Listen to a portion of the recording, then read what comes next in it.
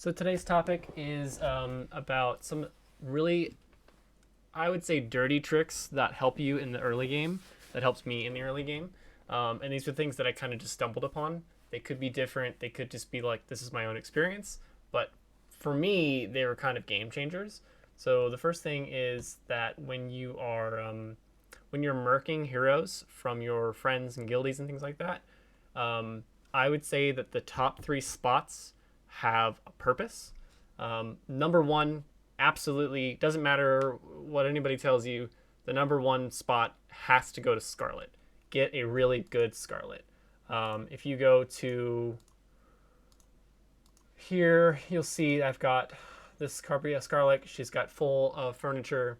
She's got the Windbreaker on, Windbinder on, and she's got SI 30. That's a really good Scarlet to get. It's going to be, this is on my alt account, so you can, her gear is going to be scaled towards what your gear is. That's okay. SI 30, the Windbreaker, and 99 furniture is huge, and those things will propel you in boss fights. They'll make it so that you can do way more damage than you ever thought you could do. So that's really important because that's a daily thing. Especially if your guild is more active, you're going to be getting chances on Soren as well. And again, there are probably better comps out there for anything you're going to be doing, but a lot of them have Scarlet involved, especially at the early game. Scarlet can do a lot of damage. So I'm up here. Look how much damage she does. She's insane. And this is my top level character right now. These are my top level characters. I've got Oden and Estrelda in this comp that are providing backup, and they don't even touch the damage that she does. So that is huge. That's the first thing. The second thing is, and this is kind of like a cheeky thing, is that later on you'll get access to, I don't know if I have access to it on this character, I do not. So normally right here you would see the Misty Island rewards. Misty Island is a thing that happens every single month. Within that month frame, you've got so many levels that you have to do, and you have specific scripted requirements per each fight in order to get maximum rewards. So here, I'll go and look at this on my other account so I can kind of show you. But each of the requirements will say things like you have to have 4 wilders in this faction or in this comp. You have to have your 2 frontline will be warriors. You have to make sure that you have these characters in, and so on. And the really instant, easy way to just fix all of this and not have to deal with whether or not you're doing badly or poorly. You can see here, it just came out today, and I have everything. It halves the event, so half the event is available at the very beginning, and then half the event is available, I think, in I think it's 10 days or something. But you can see I have all these rewards already, and the pure, easy, simple way to do all of this is to just merc Lucrezia at any decent level. So basically, you want to get her ascended. If she has 3 or 9 out of 9 furniture, that's best, and SI 30. All of those things in a merked Lucy will basically make it so you don't even have to try. You just instant win. And you can see again, I have all these things completed, and the only thing I did was I just said, well, I need to win with 4, celestial hypogen dimensional heroes in your formation. So, it'll actually let me do it. That's cool. So basically, you can see here I've already merked Scarlet. I've merked Lucy. So all you need to do is just stack 4 celestial heroes, and then put Lucy in. And then once Lucy is in, the fight starts, and we'll speed it up. And Lucy will just literally kill everybody. She'll just kill everybody. It won't even be hard. It's just over.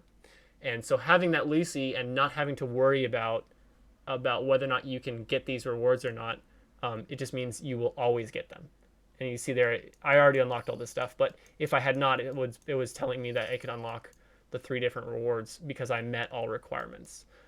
That's really helpful because once you finish all of this stuff, you get to the end of the treasure trove. This is super big. You have so many different things that you can get out of this, especially once you get to chapter, I think this is 31. Once you get to chapter 31, you get access to just a hero select per month. Super great. And again, That's all available through Lucy. Another benefit to having Lucy in your Merc list is that in both the tower and campaign, if you run into a tower that's just, or a level that's just too hard, you can't do it. You try and try and try and it's just not working, then put Lucy in.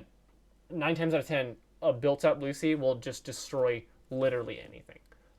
Most of the formations at this level are all going to be Lucy comps. You can see her, Lucy comp, Lucy comp, Lucy comp. It's all just Lucy because it got too hard. People didn't want to try, and especially at lower levels, lower deficits, it's really difficult to push if you don't have the time invested into characters, and Lucy just makes that a breeze. So that's another, by the way, point on why you should absolutely build Lucy as soon as you possibly can. You should save up for her. You can see I'm actually working on her right now. I have mine at Mythic Plus. I already have her SI 30. I have all of her tier 3 gear, and I have one tier 4. And then as far as engraving mats I'm saving up. So essentially, as soon as I can get to Ascended, I've got her 999 furniture. As soon as I get to 1 star, I'm going to engrave her to E60 so that she can just dominate and be a whole separate team by herself. So that's super, super helpful. Another one is Taline and Thorin. Taline and Thorin for lab runs. This is kind of like a weird... Again, I don't know if they planned this or if everybody knows about it, but in my opinion, these are broken characters. This is the original version of Taline, by the way, not Awaken. These are broken characters for lab runs, especially when you're first learning the game, because they just give you that room for error. You don't have to really even think about it or try. Taline can't die.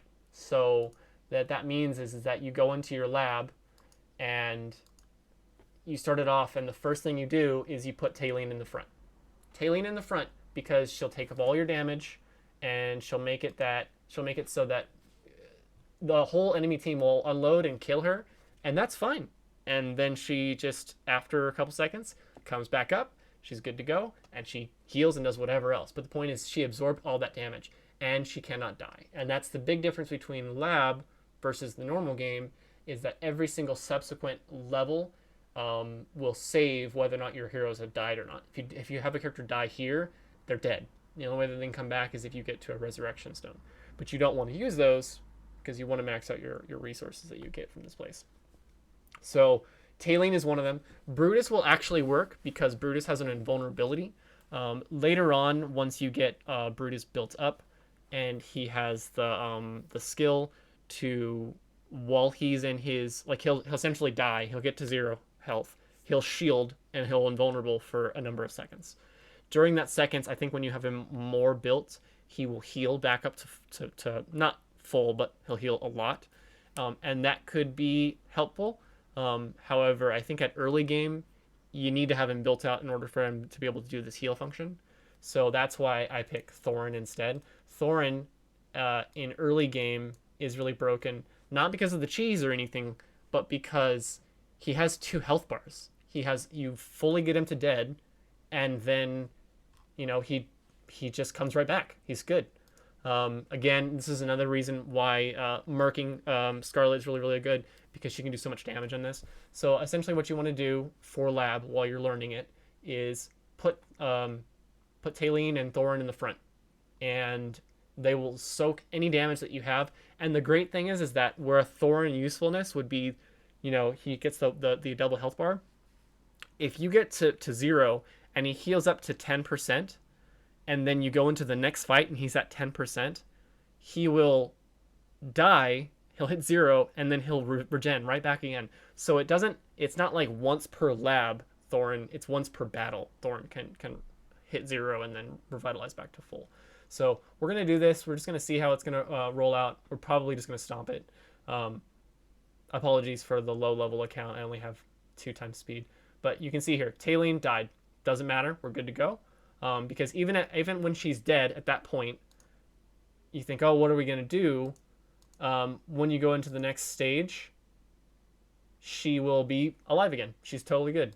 Another thing that's really great is that if her health bar if her energy bar is full, and she's and you're going into the next battle, the first thing that she does is heals everybody, including Thorin. So it's just something that you don't even have to really think about anymore. You just instead, wow, I got a mythic one. I guess we can use that instead. Um, but that's really really helpful because the lab in the beginning is hard. It seems harder than it is, and it's because you have to be, oh well, how do I mean, Dismal Lab gets much harder, but in the very beginning, the Talene Thorin tank combo is amazing. I also really liked using it for the peaks of time. Peaks of time stages that are in here, they're not difficult, so to speak. Some of them can get kind of difficult, especially with some of the higher deficits.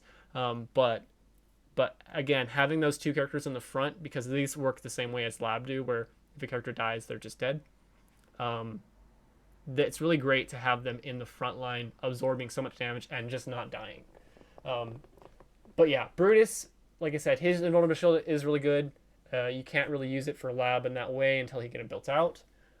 But that being said, another thing that's really helpful, and I wish that I would have been able to tell myself in this past, is that Brutus only needs to be built out a specific amount of way before you get to have you get to take advantage of the shield.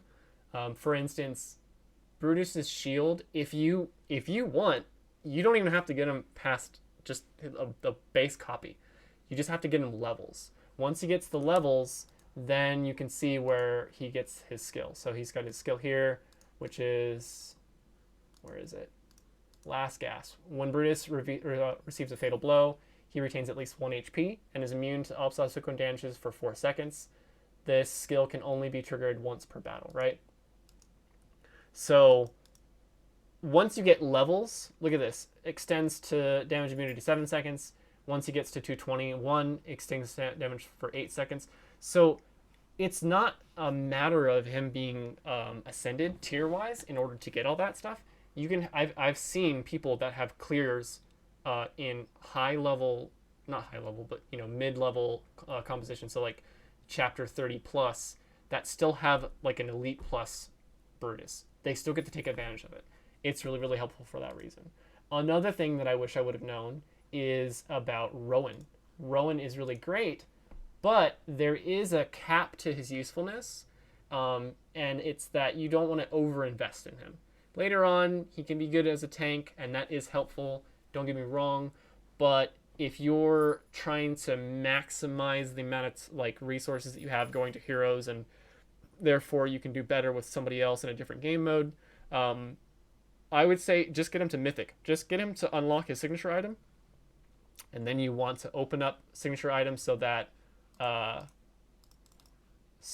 you have access to his SI30. SI30 is super, super good on him. Like one of the most broken things in the game because it starts everybody off with tons of energy, and that's really helpful. And again, that's where his usefulness kind of stops. He doesn't really need to be engraved. He doesn't really need furniture. It helps, but it's not like mandatory.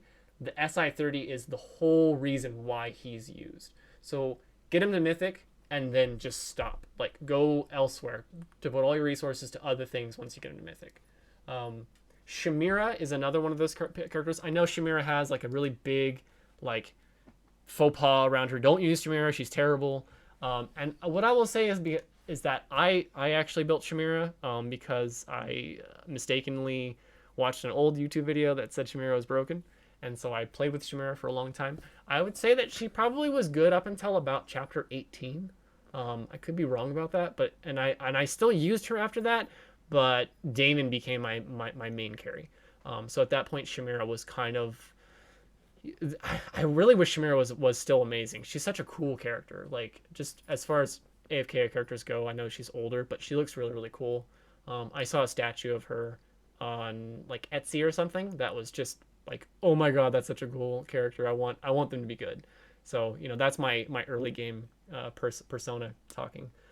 But that being said, Shamira is an interesting character because just through the game you get a lot of copies of her. There's a promotional thing in the very beginning, I think, for early game players, that the end reward is Shamira. You get Shamira in a couple of different like loot boxes. Just randomly throughout the game. I think one of the chapter boxes you get Chimera too. So you just get a lot of copies of Chimera, and the benefit to that is that there's no RNG in it. You just get her. Again, this is on my alt account, and I've purposefully chosen not to build her.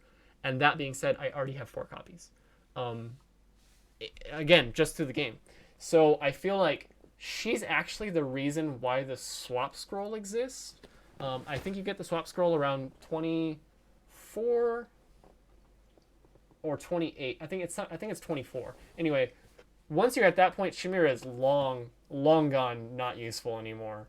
But if you used her because she was really good um, up until that point, then now you kind of have all these resources that have been put into a character that you can't really use anymore, and that's really unfortunate.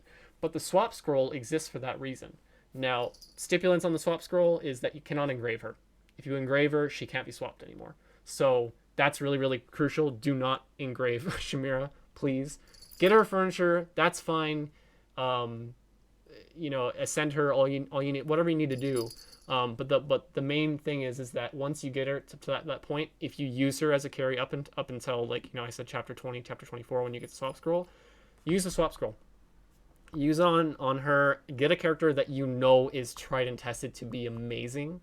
Some of those characters will be things like, I would say in each faction, your general people that you want to be kind of focusing on is Scarlet for light bearers, just because she's really good for bosses.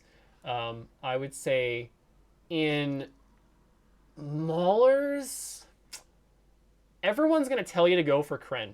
Okay, Kren is a really good character. However, he needs to be built in order to be really good. And even if you're swapping for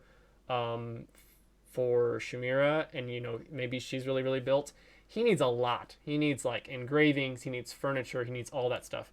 And I would say that if you got to that point where you kind of have if you have an ascended copy of Chimera, doesn't have to be 1-star, just ascended, and you have a couple of furniture, I would actually choose Scrath, because he's utilized in the 5 pool, and I still haven't been able to take advantage of this fully, but it's amazing. Okay, and he doesn't really require any more investment past that. You just need to get his 3 furniture, and then that's his usefulness. But he's one of probably the best characters in the Mauler clan, because he's so like crucial to that comp. So that's who I would pick. And again, you don't need to do characters like Brutus. Brutus doesn't need to be built out, not really. And then likewise, I would say like Scrag is probably another good character. He does have some comps around him, but some of them are old. Nimitsu, there's better healers out there. But that would be my recommendation in Mauler. In Wilder, this is another one of those things where there's a couple different options that you could go. I would say you probably, again, people are going to tell you Raku. Raku is really good, and he is broken later on. But I would actually pick Saris, because he's utilized in a lot of boss comps, and that's really helpful when you need it. Like, he's really good because he has the ability to heal while he's attacking, and it helps characters survive that wouldn't survive normally, like twins and some of the summons for for Gazul. So that would be my recommendation. One of the two. You can't really go wrong with either of them. Mishka is another really good character. However, again, needs to be built. Nivanthi, another really good character, needs to be built. So again, I guess it depends on how far you go with your Chimera. If you go really high, then you have a lot of options. In Graveborn, there's a couple of different things that you could pick. I would say Oden would be probably my pick, just because he's super good. He's super broken. I think people sleep on Oden early game because Damon's so good in the beginning, and Damon at some point there's a passing where Oden way excels past Damon, but Damon's really good in the very beginning. Damon's still really good in certain comps and as like backup DPS, and really great for things like absorbing damage from characters that are going to die with barricade. But Oden has so much disruption, so much energy drain, and damage on top of that, and he has so much usefulness. So I really feel like he's probably the best Graveborn to build. Um, Again, you've got some options. There's not really a bad choice in Graveborn, except for maybe like non-awakened Baden. But yeah, Silas is really good. Oden is really good. Pharrell is really good. Thorin is good, but just make sure you don't engrave him. And I would say probably 3 out of 9 furniture would probably be the sweet spot. And again, Damon's really good too. So again, lots of different options there. Those would be my recommendations for the swap scroll. And especially with Chimera being so good in the beginning and then just dropping off the face of the planet, that I feel like that's one of the reasons why it exists. So hopefully you can take advantage of that. And hopefully these tips have been helpful. Okay, bye.